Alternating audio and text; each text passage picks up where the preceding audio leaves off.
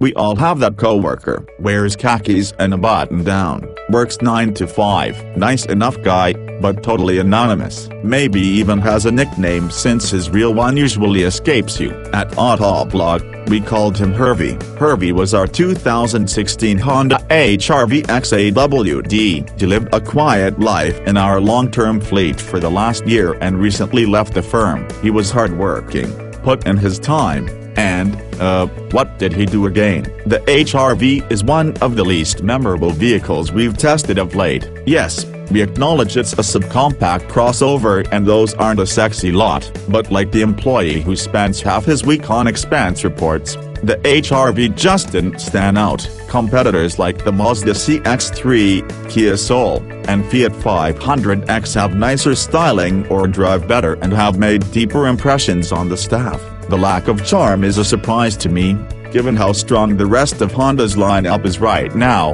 Editor-in-Chief Mike Austin said.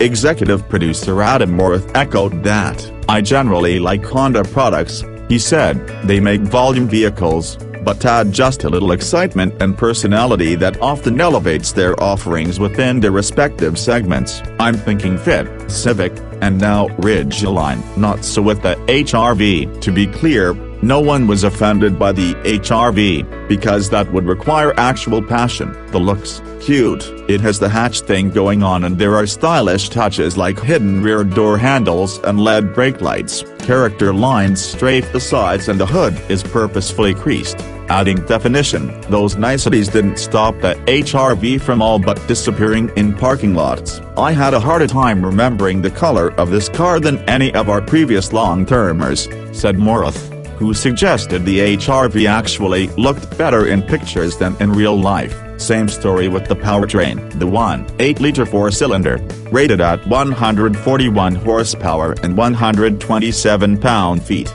is fine in most situations and great for highway cruising. Merging onto those highways is more of a chore, often requiring a foot to the floor to generate the necessary motivation. The continuously variable transmission is fine, slightly better than many of them, but still a CVT. It's the only option for all-wheel drive models like the one we chose. Believe it or not, a 6-speed manual is actually available on front-wheel drive HR Versus, just as it is in the related Fit. I felt like it was just on the acceptable side of underpowered, executive editor David Gluckman said. The CVT did a good job of not reminding me it was a CVT. I mostly didn't notice the transmission at all, which I guess is the point for the average consumer. I occasionally popped it into sport mode when I knew I was going to need to execute some kind of passing maneuver, and actually remembered to do so.